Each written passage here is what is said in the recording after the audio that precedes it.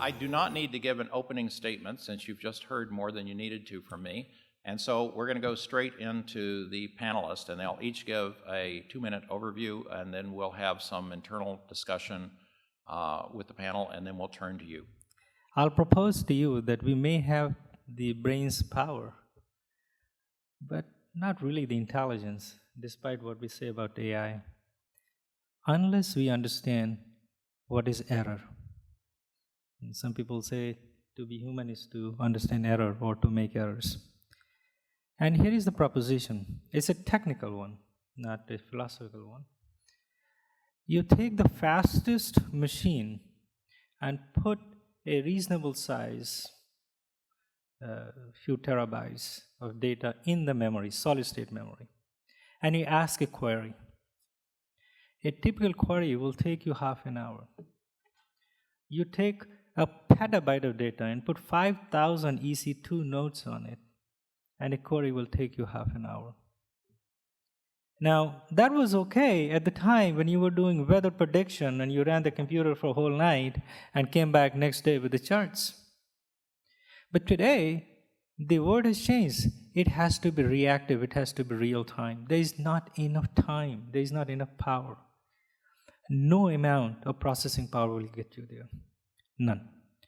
And so the chart there on the upper right is actually a chart I borrowed from Samir Agrawal in Blink DB's group. And basically says that either you can get the query done in 30 minutes, or you can get a quick answer in 2 seconds with some error in it. And there is a threshold point where that error does not matter because there is noise in the data already. Okay? The second point I'll make is, in order to understand computing where it is going, and it has an immediate impact of what I'm going to tell you, our computers are heavily over-designed. Our machines are heavily over-designed. And by the way, this is where the Moore's law is going to go. The machines are heavily designed to the point where you actually put a design target of 3 gigahertz and you get a 2 gigahertz processor to sell, and you have a huge yield loss. Any single transistor or group of transistors goes bad, you're dead. That part is dead. So how do you build machines which go from black and white answers to answers that are in the world of gray? That is what makes us intelligent. And this is a big problem today with the engineers that are already facing in a phenomena that I lead a project on called variability, which is, how do I make a machine give me an answer where once in a while it computes something wrong? And that's okay. You know, you're talking on the cell phone and a packet drops, your phone does not do a reboot on you, all right? So the chart I have at the bottom, which is precision versus repeatability, we are really in the lower left quadrant. We make machines that are very determinate, give you right answers, and they give you exact answers. And we are beginning to get to a point where we say, what happens if there are some errors?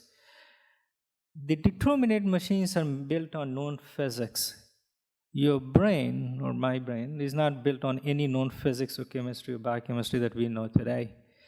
And when we come to systems where the understanding at physical level really is pretty superficial, you do have non-determinate answers that will come across. And so the first group of machines that will come across, we will see, are these variation-tolerant machines in the lower right quadrant, and then machines where you may not know the method or the physics underlying it, but you do get this sort of right answer. So this is my tagline for today, which I can see. Computing moves up the semantic stack, and data becomes approximate. In fact, it also becomes current. And that's where we are going. I'm with IBM, and I wanted to give you a couple of point of views. One is that we've been doing some work on the topic of cognitive computing, and it really sort of falls into 2 buckets, but you see a definition there. And you know, there's been a lot of debate about this question of computers and humans and so forth. And you know, one of my colleagues, another IBM fellow, when asked the question when we did the Watson exercise at Jeopardy, and the question that was posed is, do computers think? And his response was, do submarines swim? And I think that that subtlety really ties the point home. But we think of cognitive computing as simply what you see there, the ability for you and I to interact with computers and actually not know that there's a computer that we're actually talking to. At the same time, we also think that there's some invention required and that there's actually a new computing era that would be brought about. So when I say a new computing era, we see some very distinct technologies. And when I talk about a new computing era, I'm specifically saying that the von Neumann model that we know and love in terms of how computer architecture has been organized would actually not be the model for the new era. I'm not saying that a new era would sunset the existing era, the programmable era that we live in today, simply saying it would be a new era for new types of workloads, new types of problem sets. The 5 technologies that you see identified there says that obviously our ability to use mobility and to visualize is going to be really key. Nanotechnology, which we heard a lot about this morning, is going to be really key. Replacing silicon with carbon nanotubes, that's going to be necessary as well, because we're talking about a new type of computer architecture, one where instead of bringing data to the computer, we bring the computer to data. So that's the data-centric systems. And of course, software is eating the world, and we will have more and more software-defined everything. So that's sort of the 5 technologies that you see there. Last point in terms of when you think about these kinds of applications, some of these we can do a little bit of today, but the applications that we're talking about are going to be different. We're not going to solve the same kinds of problems with cognitive. We're going to solve different problems. One of those problems could be public safety, where we have an intelligent light and the ability for that system, that computer, to know that an accident is imminent. If you've opted in, the ability for it to prevent the accident, or if you haven't opted in, the ability to send emergency vehicles who arrive at the point of accident to provide a public service. Or if you happen to be hiking in the Australia outback, the fact that the natural surrounding that you live in is actually alive in the sense of cognitive, that it can actually engage with you, and the fact that you forgot to bring a companion, forgot to bring water, or lost your water, or you're injured, and suddenly a tumbleweed comes rolling down that helps you, or the fact that we can actually bring sight. So that's it. I just wanted to give you a perspective. We do have some work in the Almaden Research Lab, with the Human Brain Project, where we're actually focused on these concepts, actually building a non-silicon chip, actually working with new compilers, new programming languages, new operating models, new computer architecture. So that work is nascent, but advancing quite nicely. So I'm going to talk about quantum computers, which I believe are a truly disruptive technology. And the bad news is that if you don't know any quantum mechanics, I'm afraid the next 2 minutes are not going to help. However, I am going to try to explain to you why you might care about quantum computers. So, as reported earlier this year in the Washington Post, among others, the Snowden documents revealed that the NSA is trying to build a quantum computer that could break public key encryption. And you'll probably agree that that's a pretty important killer app. Now, in fact, this is part of a much bigger trend. It's been known since the mid-90s that quantum computers can solve certain problems, and that includes code breaking, exponentially faster than is possible using ordinary classical computers like your laptops. So how can this be? Sorry. You really have to read Dilbert for the details here. I don't have time to go into a detailed explanation, of course, but basically it boils down to the fact that quantum computers exploit the phenomenon of quantum superpositions, and this allows a single quantum computer to act as a massively parallel supercomputer. So unfortunately, there's also some bad news here, and the process is inherently probabilistic and error-prone. So, for example, when a quantum computer is accidentally observed, before the computation is over, the computation will crash. Now, fortunately, we've developed quantum error correction methods that alleviate this problem to a large extent, and we now know that you can, in fact, make a quantum computer fault tolerant. So the second killer app for quantum computers is quantum optimization. And I believe this will have a large impact on, for example, fields like machine learning and stock portfolio optimization. There is a Canadian startup, D-Wave, which was co-founded by my esteemed colleague here, that is leading the field right now in developing quantum optimizers. It's raised a lot of capital from names you'll recognize, and it's also received widespread media attention. Now, we at USC have partnered with Lockheed Martin, and we operate one of the D-Wave machines. There's only one other such machine out there, and it's owned by Google, and it's situated at NASA Ames, not far from here. And at USC, we're working to establish whether the D-Wave computer is already powerful enough to deliver a quantum speedup.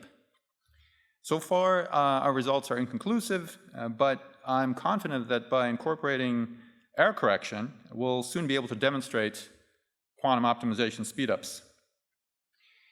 So to sum up, quantum computers are not going to be used to send better email, nor will they fit on your desk anytime soon. But there is no doubt that once they reach their potential, they will totally disrupt computation as we know it. So stay tuned, quantum leaps are coming. All right, one key point is with quantum computing. So everyone on this panel, they're talking about cognitive computing, exascale computing, and there's something very unique about the kind of problems we want to solve as a civilization. You know, if you look at giant financial institutions trying to minimize risk, if you look at trying to the energy infrastructure we have and you want to optimize that, even if you want to optimize fuel consumption or routing schedules, these are all problems where the optimum solutions will continue to evade us forever if computers are simply scaled up versions, even new architectures, that only harness a certain kind of physics. So information processing for the last several decades, whether it's based on von Neumann or cognitive or other technologies, the way that the information is processed proceeds with classical-like physics.